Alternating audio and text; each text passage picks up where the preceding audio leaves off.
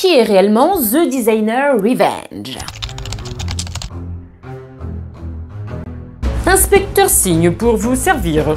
Retrouve dès maintenant sur ma chaîne YouTube MedSigne l'intégralité des rediffusions de live que j'ai moi-même capturées. Vous y retrouverez par exemple le témoignage complet de Ink, son ancienne modératrice. The Designer Revenge s'est tristement rendu célèbre avec cette réplique.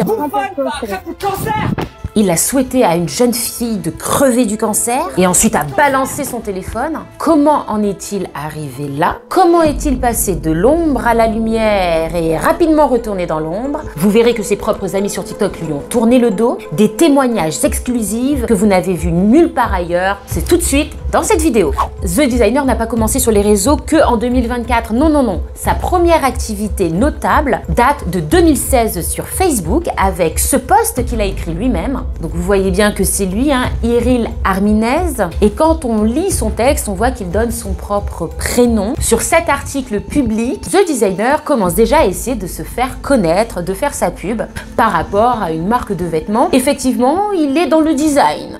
The Designer. J'ai d'ailleurs retrouvé son entreprise et son code APE actuel est 4710Z. Donc c'est bien une activité spécialisée dans le design. Dans ce post Facebook, il commence déjà à vouloir fédérer un groupe. On voit déjà qu'il veut se positionner en leader d'idées. Vous verrez que cette notion va revenir par la suite. En scrollant tout en bas de son profil, je vois que sa première vidéo TikTok remonte à 2022, mais selon beaucoup de témoignages sur mes lives, il serait arrivé sur TikTok en 2020. Avec des débuts un peu laborieux, il s'est illustré sur la critique et l'analyse de la mode des stars. Et l'inspecteur a pris des notes. Alors ce que je constate, c'est que jusqu'au mois d'août 2023, il va ne parler que des stars telles que Rihanna, Kim Kardashian. Vous noterez que c'est essentiellement des femmes qu'il critique. Serait-il misogyne? Je vous laisse en déduire par vous-même. Et c'est à partir du mois d'août 2023 qu'il va commencer à s'attaquer aux TikTokers comme Ophénia, Libellule. Donc Libellule en août 2023, mais également en octobre 2023. Et la troisième TikTokeuse qu'il a attaquée, ce fut moi. Et oui, ses premières vidéos contre moi remontent au 16 octobre, pendant que j'étais en plein bad buzz avec une autre TikTokeuse qui s'appelle La Thorez.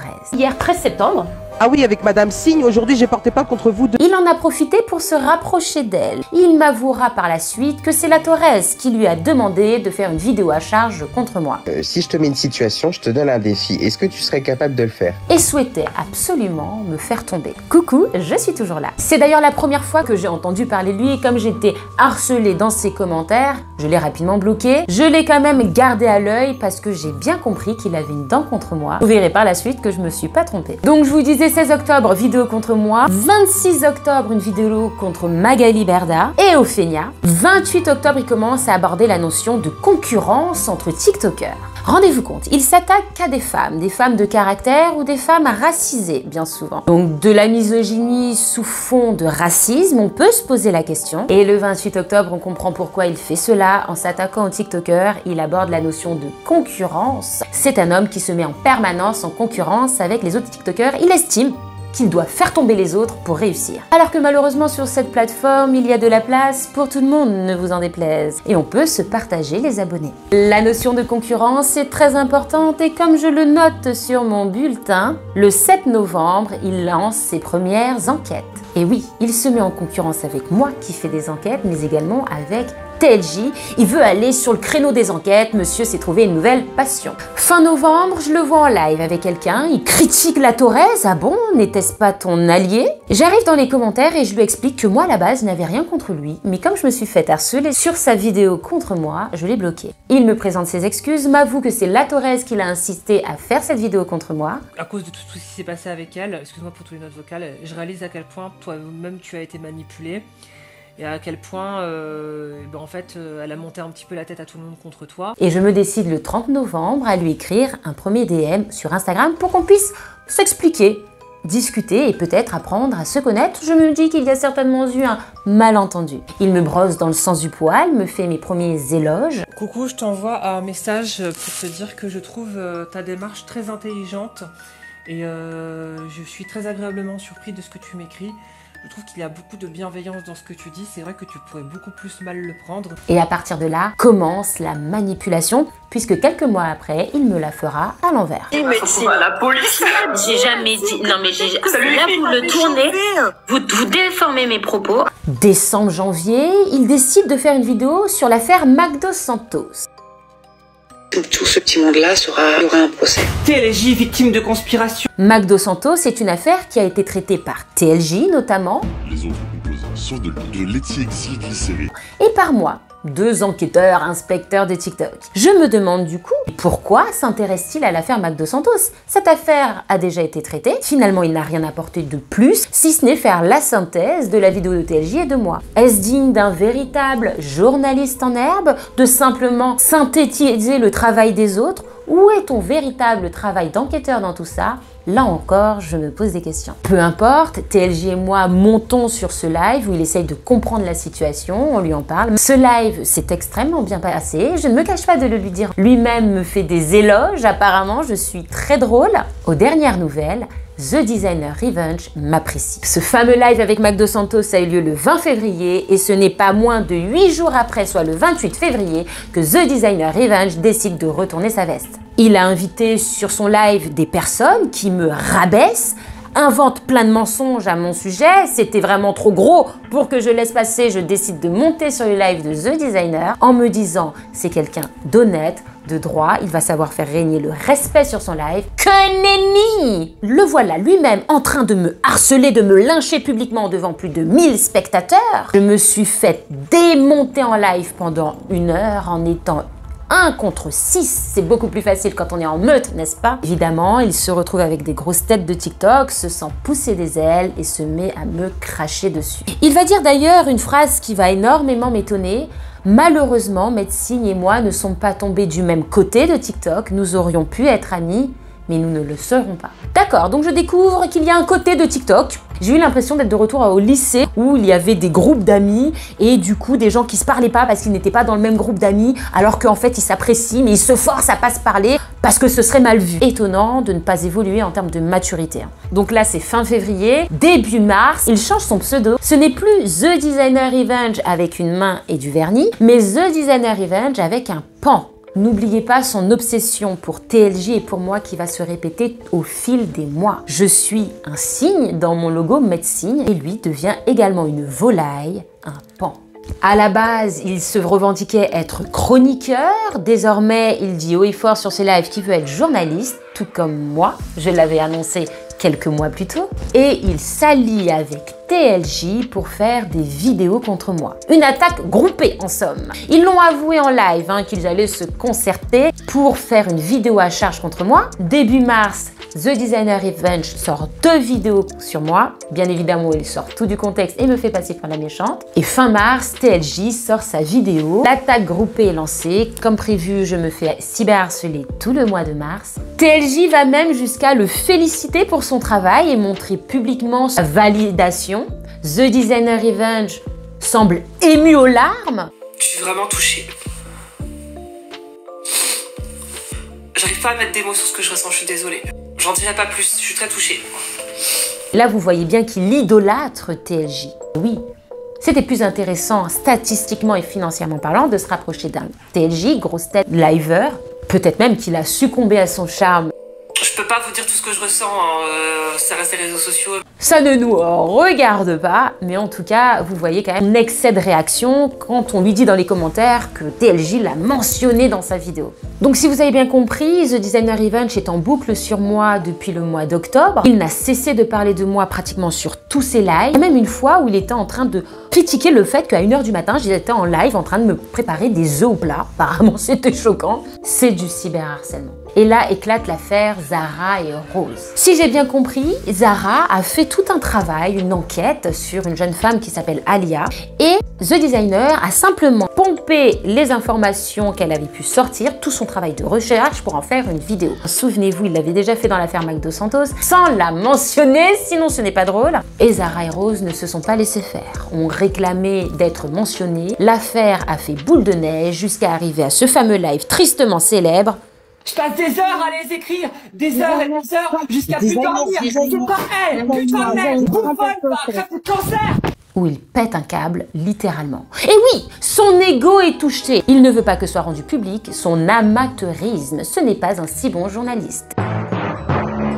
Et oui, The Designer Revenge, copié, n'est pas inquiété. Dans sa story, il se place en martyr, il dit que c'est un coup monté, et il y a quelqu'un qui vient même me rapporter que sur son live, il aurait dit que c'était moi qui avais contacté Zara et Rose en privé pour lancer cette attaque contre lui.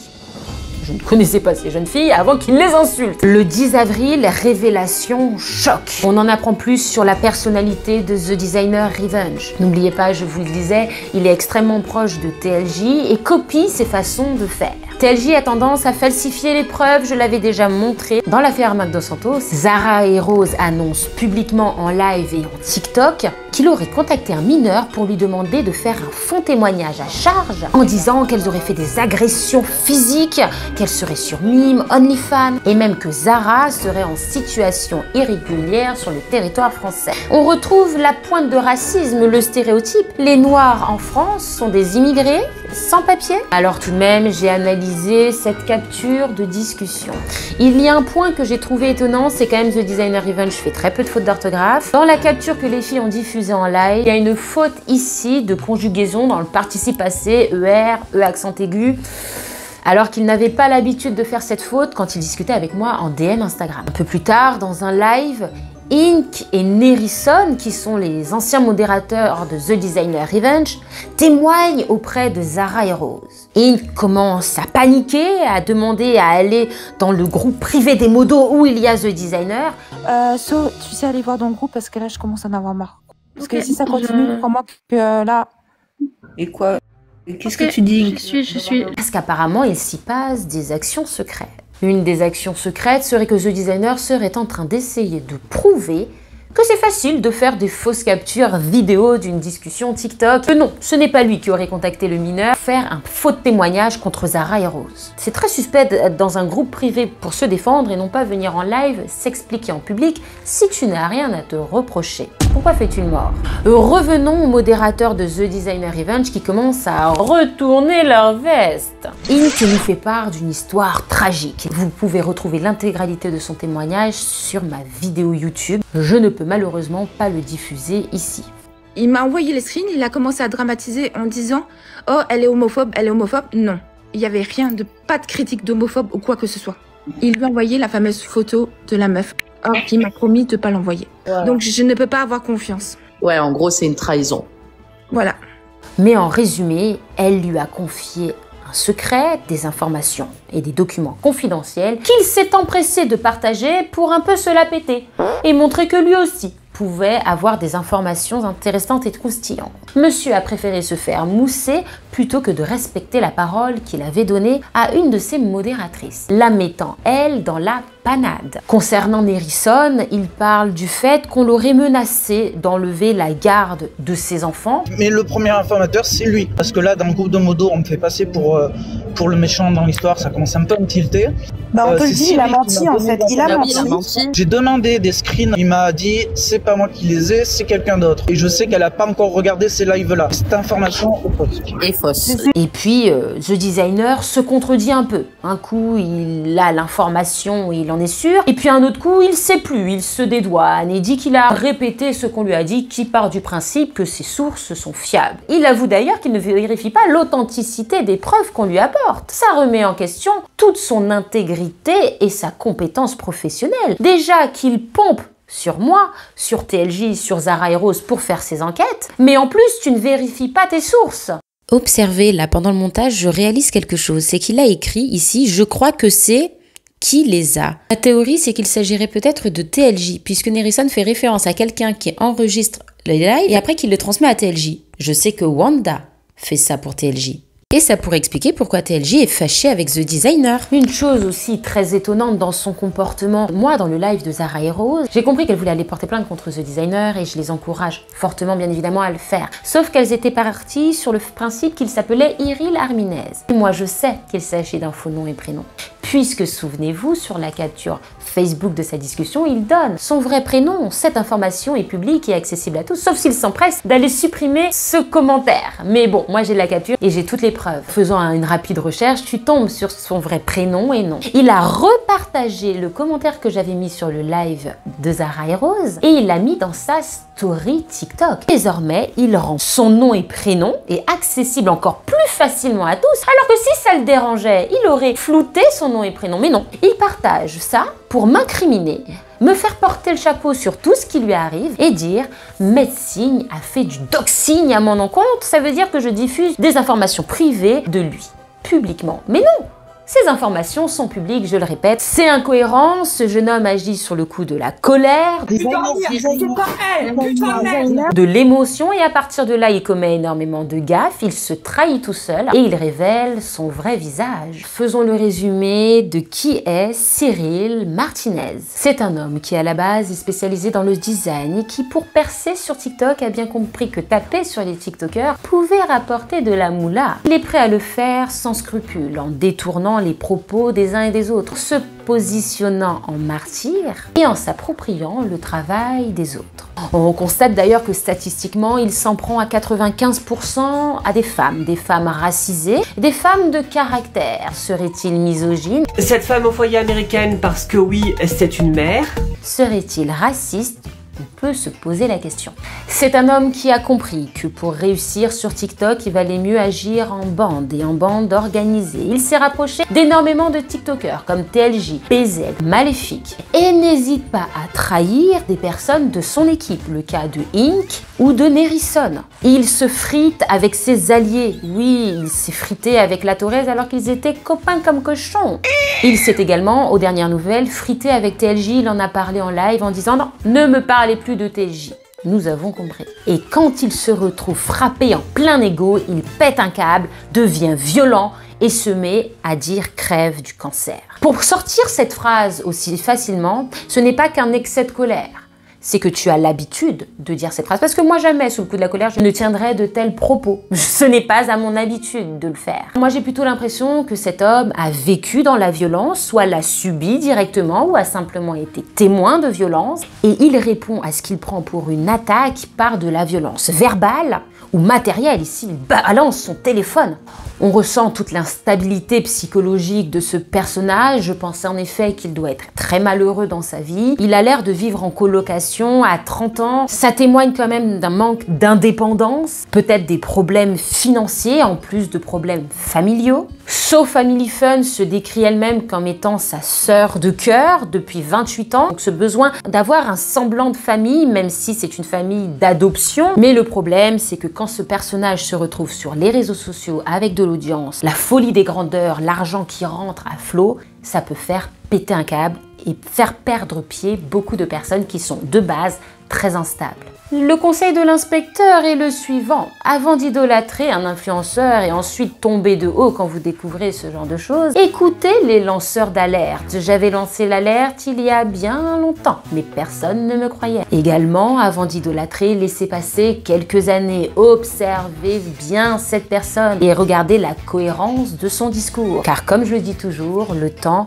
révèle les gens. Et le point positif du profil de Cyril, c'est qu'il dessine très bien. Ne serait-il pas temps pour lui de retourner au design? Sur ce, je retourne à mes enquêtes. La bise! Tout ça, ça montre juste que toutes ces interviews ou tous ces, je sais même pas comment on appelle ça, tout son travail, il est zéro. Il est caduque en fait. Le mec, s'il est capable de faire ça, il a pu faire beaucoup plus pire, mais je m'imagine même pas en fait. Et là qui va là, et là ça va pas.